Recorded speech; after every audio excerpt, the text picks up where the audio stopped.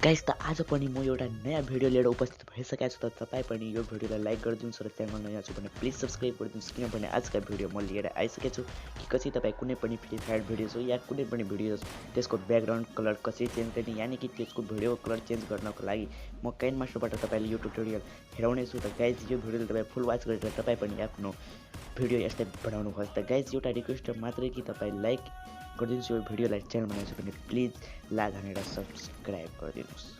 Guys edit गर्नको लागि काइन मास्टर ओपन गर्नुहोस्, त्यसपछि 16:9 मा क्लिक गरेर तपाईँ एउटा आफ्नो कुनै पनि भिडियो सेलेक्ट गर्नुहोस्। जस्तै कि म आफ्नो भिडियो सेलेक्ट गर्दैछु जुन भिडियोलाई म एडिट गर्न चाहन्छु। त गाइज म आफ्नो भिडियोलाई दुईवटा भिडियोलाई यहाँ सिलेक्ट गर्छु। त गाइज म दुईवटा भिडियो सिलेक्ट गरिसकेँ। गाइज त यो भिडियो कलर चेन्ज गर्नको लागि गाइज म सबैभन्दा पहिलो यो भिडियोमा एकचोटि ट्याप गर्छु, त्यसपछि यस्तो अप्सन आउँछ यो साइडमा, त्यसपछि काइन मास्टरमा अप्सन आएपछि यस्तो अप्सन आएपछि तपाईँ स्क्रल डाउन गर्दा तपाईँले एउटा अप्सन मिल्नेछ, एडजस्टमेन्ट भनेर अप्सन छ यहाँ गाइज। त्योमा क्लिक गरिसकेपछि यहाँ कन्ट्रास्ट छ, यसलाई फुल 100 गरिदिनुहोस्। त्यसपछि गाइज यहाँ सेचुरेसन पनि 100 गरिदिनुहोस्। त्यसपछि भाइब्रेसन छ, त्यसलाई ब्ल्याकमा कन्भर्ट गर्नको लागि सबैभन्दा कम गरिदिनुहोस्। त्यसपछि यसलाई यहाँबाट तपाईँ यसको एडजस्टमेन्ट गरेर तपाईँ आफ्नो भिडियोको ब्ल्याक या व्हाइट गर्न सक्नुहुनेछ।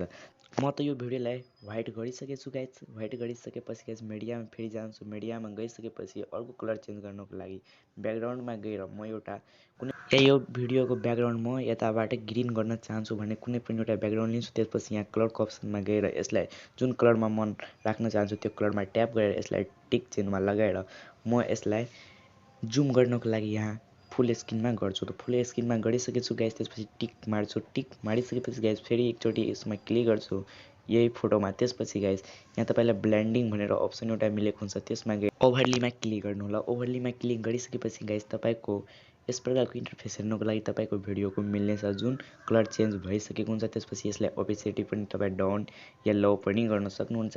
त गाइज म यसलाई डार्कमा नै राख्छु, नत्र यो राम्रो हेर्नको लागि लाग्छ, त्यसै कारणले म डार्कमा नै राखेको छु यो भिडियोलाई। त्यसपछि गाइज म यसलाई जुन पार्ट मलाई चाहिएन भने त्यसलाई ट्रिम टु राइट भनेर कट गरिसकेको छु।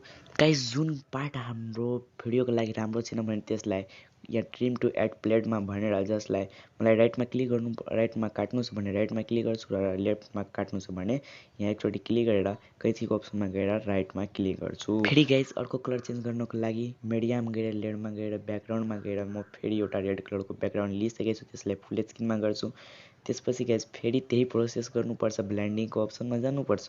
त्यसपछि ओभरलीमा क्लिक गरेर यसलाई ओपेसिटीलाई डाउन या लो गरेर तपाईँ आफ्नो एडजस्टमेन्ट गर्नुहोला। त्यसपछि म यहाँ कलर बर्न भने धेरै अप्सन हुन्छ। त गाइज तपाईँले जुनमा मन लाग्छ त्यही राख्नुहोला। त म यहाँ आफ्नो मनले राख्दैछु। त गाइज म ओभरलीमा नै यसको राख्छु। त्यसपछि यहाँ टिकको अप्सनमा क्लिक गरेर यसलाई फेरि मलाई जुन पार्ट चाहिएन भने त्यसलाई कैँचीको अप्सनमा गएर कट गाइज। त सबै ठाउँमा तपाईँ कलर चेन्ज गर्नको लागि सेम यस्तै प्रोसेस गर्नुपर्छ। ब्याकग्राउन्डमा गएर कुनै एउटा ब्याकग्राउन्ड लिनुपर्छ। त्यसपछि गाइज त्यसलाई फुल स्क्रिनमा गएर त्यसलाई ब्लेन्डिङको अप्सनमा गएर त्यसलाई ओभरलीमा राख्नु होला। त्यसपछि गाइज तपाईँको भिडियो एडिट भइहाल्छ, यानि कि तपाईँको भिडियोको कलर चेन्ज भइहाल्छ। त गाइज यो भिडियो कस्तो लाग्यो तपाईँ कमेन्टमा भन्नुहोला र मेरो च्यानलमा नयाँ छ भने प्लिज सब्सक्राइब गरिदिनु होला।